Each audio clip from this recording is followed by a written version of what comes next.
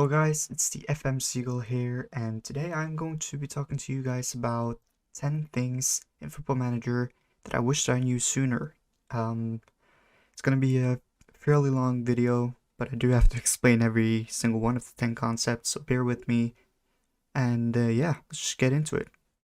The first one is the instructions. Instructions is a concept that most people who play FM have an idea of how it works, but few are actually able to use it to its full potential, myself included, because instructions can stop annoying game features like your center backs just punting the ball up the field the second they get a little bit of pressure on them. Um, you can stop that by putting passage shorter on them. But it can also help your team play to its strengths.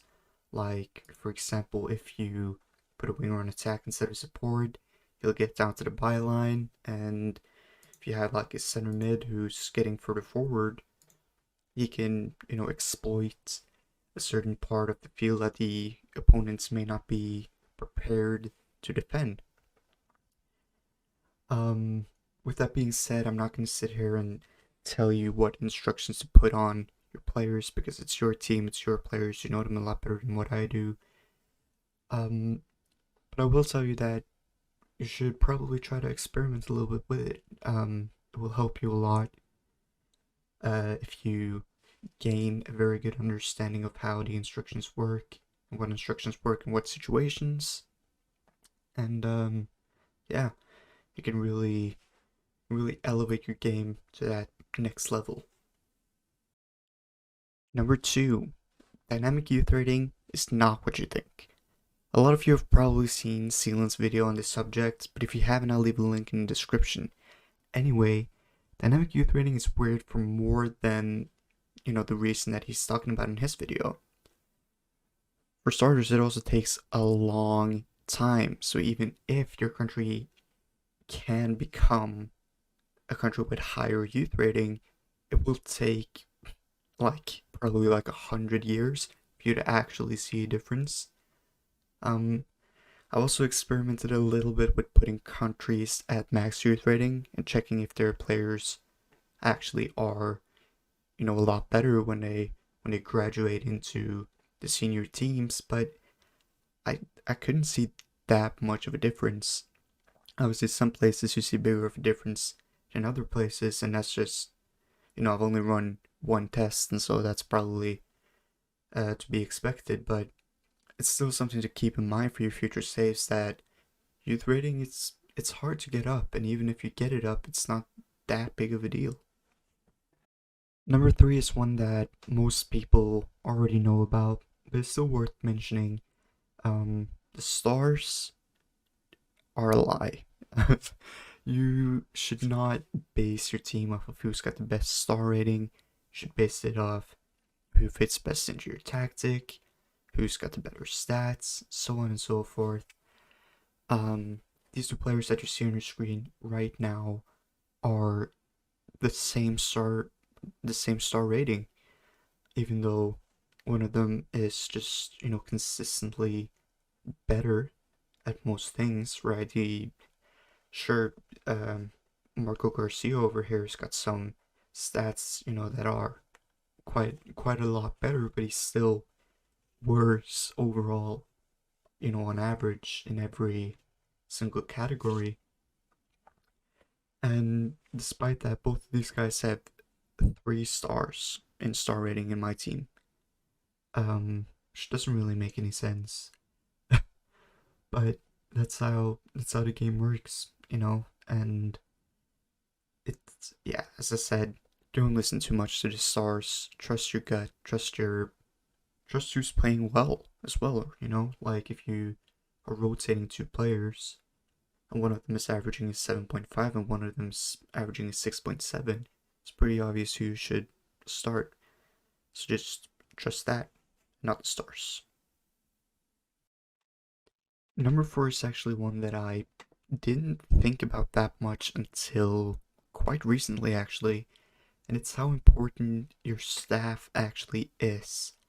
So as you can see obviously I'm managing in the Norwegian top flight. Just started another season. This is how I went in the Champions League last season. I'm actually very happy with getting 7 points against this competition. We're having a really rough season this season. A lot of our star players, um, just got offered better contracts elsewhere and wanted to leave us. But that's what happens, when you're managing in a smaller league. You just have to make do a lot of the time. Um, but yeah, so in the Norwegian Premier Division, I've got by far the best staff. And that's because that's something that I've put a lot of effort into, improving. And it shows, like if you've got better coaches in every single area of coaching, then you will just, be trained better there, right? The players will learn more, and it's really, yeah, it really helps your team elevate, especially when you are at, the point in the stage where I am right now, where every single player on your team, is a youngster, right? I've got one guy in my starting 11 who's not a regen, and I mean, he's only what, like 22 years old. So it's like where we are right now, we're obviously just trying to improve our players as much as we can, because they're young and have got good potential, as you can see on the right. And so having a good coaching staff is really important, and obviously also having a good recruitment team. That goes without saying that that's important. Sealan actually made another video on that very recently, that explains a lot about region scouting. So I'll actually, you know what? I'll just leave a link to Sealan's entire channel. You should definitely check out his videos if you haven't before. They've helped me a lot, with just understanding FM. And so yeah, I'll just leave a link to his channel down below, and you can learn for yourself there as well. This next one is one that I learned, just a couple weeks ago, really. And if you're looking at your screen right now, you're probably wondering what the hell is going on, because I've got 115,000 players, but only one league loaded in any way.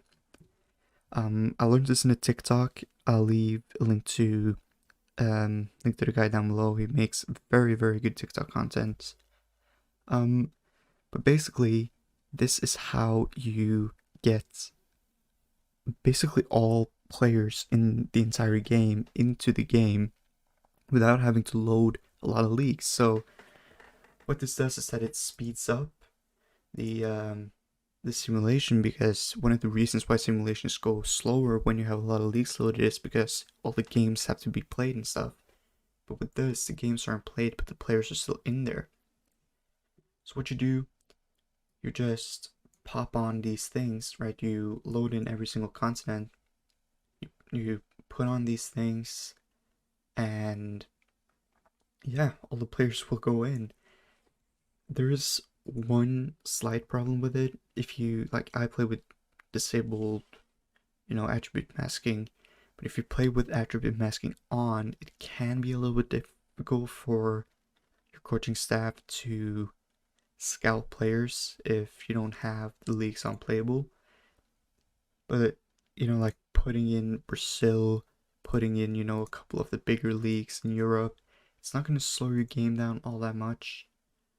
And so I do still recommend putting a few leagues in there, just to sort of help yourself out with that. But still, this tip has really revolutionized the way that I play Football Manager now. It's so much more fun when you can have all the people there without really thinking about it. I realize that you guys are probably tired of hearing me reference Sealan videos at this point, but these two videos are very, very important for knowing, what to do with the tactic. I've got a couple things myself that I like to, think about. One of the things that I like to think about is what would my opponent not be ready to defend? So you guys see this role right here, center mid on attack. That's probably my favorite role in the entire game. Because what a center mid on attack does, it's very simple. It just gets further forward. But what that actually does for your team is so much more than that. Because the center mid on attack gets all the way into the box. He makes the late runs into the box. The same thing goes for if you're using a mid-sol on attack. He will do the same sort of thing. But it just helps you, get an extra man, and defense aren't ready for a center mid to run into the box. It's like if I got the ball out here on the right wing, he gets all the way down to the byline because he's on attack. This guy's on the back post, this guy's on the front post, and this guy's in the middle. Right? They're confused. They don't really know what to do.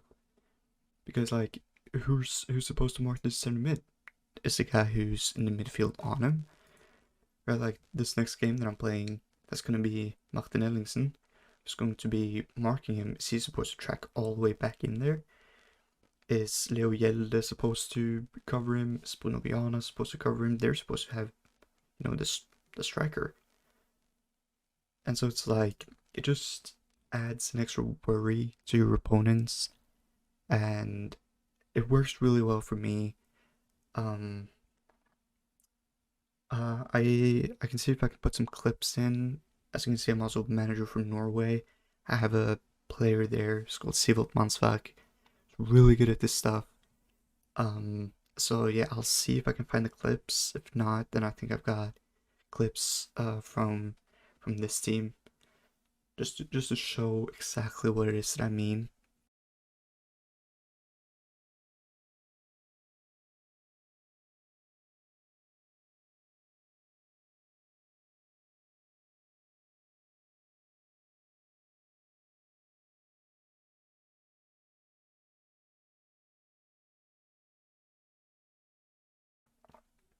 But yeah, and so other than that, stuff that Seal mentions in his videos, one thing, I'm not, I don't actually remember if he mentions that, but never, ever, ever do something like this in Football Manager 22. It does not work. I recommend never going below standard tempo. But yeah, other than that, stuff that Silin and RDF mentioned in those videos, it's very, very key. So this next one is one that I struggled a little bit with in Football Manager 21. It almost ruined my save a couple of times because I got so mad about it. And it's the entire youth contract and approach to sign thing. So, as most people know, right, there's usually a compensation fee when you approach to sign. So if I go to approach to sign this guy, it will say down here, there's 375,000 in compensation, an additional 725,000 in potential clauses. But what it won't say is that there could be a sell-on clause in this, right? A percentage of future fee that's in this contract, and it's actually pretty difficult to realize. You have to know the contracts of that country, right? What the youth contracts in that country do. It's just something that's very important to keep in mind, because you can make big mistakes based on that. You're like, oh, there's just a couple thousand in compensation. No, you should probably always try to negotiate an actual transfer for them instead of approaching to sign them. Unless obviously your contract is expiring, then it's something completely different. But yes, I definitely think that's something that I wish that I knew a lot sooner, because I made a lot of approach to sign deals in FM21. It actually did work out well. I won the Champions League out of Norway, this exact team that I'm playing with this year. I actually ended up being able to sign Erling Haaland at the end, which is sort of one of the goals that I had. But yeah, I definitely would have been able to do it a lot sooner if I hadn't done so many approach to sign contracts. This one's one that by now most people have probably figured out. But it's still something that I wish I knew going into FM22, and that's how much more difficult dynamics are this year. I can't tell you how many times in FM22 something has happened that in FM21 people would just let slide easily. No, not this time. As an example, I could go to my transfer history here. As you can see, as I mentioned before, I sold a lot of players this season. But one of them stands out. If I could just find him, that would actually be great. But apparently I can't.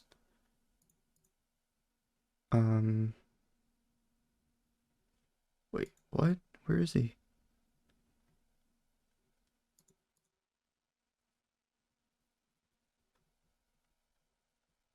Well, that sort of sucks that I can't find him. It's a little bit embarrassing, I guess. Okay, I'll be right back when I find him. There you go, I finally found him. It's a little bit less than what I had made it up to be in my mind. But anyways, this is the story of Janko Milic. So I signed him for 800k from TSC back in 2025. And I loaned him back straight away because, well, I had actually signed another left winger that was really good, and I decided to give that other left winger the chance first. And yeah, so I loaned him back for the remainder of the Serbian season, which ends in the middle of the Norwegian season, and so I had him for half a year at the end. And in that time he played 8 games for us in the league. As you can see, half of them were starts, half of them were sub-ins. In Continental, he only got subbed in. In general, he was just somebody who was sitting on the bench a lot. Before this season, though, as I mentioned quite a few times now, I had to sell a lot of my players, including my star right winger. And so I decided that I wanted to start using Janko Milic consistently. I gave him a new contract, and he agreed to it. Now the problem was actually his old contract, because in his old contract I had promised him that he would be allowed to play as an inverted winger off the left. As you can see, he's natural off the left hand side. He's an inverted winger. He's got good acceleration, he's got good flair, and he's a fair facilitator, and so it's definitely, it's definitely a role that fits him well. The problem was that I needed him on the right wing, so I actually trained him. He couldn't play at the right wing at all when he came here. I trained him to be able to play here as a winger on support. And so that's where he got a few of his games, right? Not all of his games. I actually still think that most of his games were off the left, but it became a problem, and he got really mad at me and just straight away, like there was nothing I could do, just straight away was like, I want to leave. Luckily I managed to sell him, for double the money that I paid for him, but it was very unfortunate because I lost a player that was genuinely going to be a part of my team this season. Right, obviously it ended up with me buying some other players, like this guy right here, who's Norwegian, which is something that's important in the Norwegian league. And also this guy, I also really like, I prefer him as a winger, but he's had a great start to the season. But yeah, so that's just an example of how dynamics really can screw you. This next one is one that I've known about it for a little while now, but I'm still really bad at doing it. And because I haven't done it in a little while, I wanted to show you guys. So my set pieces, I'm really bad at adjusting them as I go. So that can be in front of games, you know, if there's a certain game that I should have adjusted my set pieces for, if I made a change in my team that I should adjust my set pieces for, like right now. Like, I should do this. Oh, there you go. No, I don't. Oh well. You get the, there you go, finally. And I should be like, oh, well, he's got 13, 16, he's got 15, 16. Yeah, that's fair, actually. It should be like that. But yeah, I'm really bad at remembering to edit this sort of stuff. Like even right here on throw-ins, like all I do is this. So it's very easy to do, and it's something I should do a lot more often. So this is sort of like a little mental note for myself to remember to adjust my set pieces every single game. The last one is not actually something that will help you get better at the game, but it will definitely help you have more fun with it. It's very simply just play the game however you want to play the game. Football Manager, as long as you're playing it offline, it could not matter less how you play it, right? If you want to save before every single game that you play so that you can, you know, make sure that you win, or if you want to use the editor to look at people's potential or edit your friends, you know, do it, right? Do it. There's nobody stopping you. Nobody can tell you how to play a game that will literally only affect you. So if you have more fun when you're doing certain things, do those things. Because that's what Football Manager is all about. Just having fun, playing some games. With that being said, that's it for this video. If you guys want to see more content, let me know what you want to see. I could make some more videos, you know, regarding this team. Show you guys how I play this team in game. Yeah, I mean, I can show you guys how we progress if you want like a season recap every season. Because like we're in 2026 right now. We made it to the second knockout round of the Europa League after a very strong showing in the Champions League. If you're wondering how we got 7 points, by the way, we won. I mean, we can see right here actually. Won 1-0 against Liverpool, scored in the 93rd minute. Won 3-0 against Shakhtar, and we also drew against Shakhtar once. I can see all of my games here. Yeah, we very narrowly lost to PSG. So we had a very strong showing, and I'm very confident for, you know, future seasons. So yeah. So if you want to see some more content, let me know. Please leave a like, please subscribe, all that good stuff. And hopefully, I'll see you in the next one. Bye.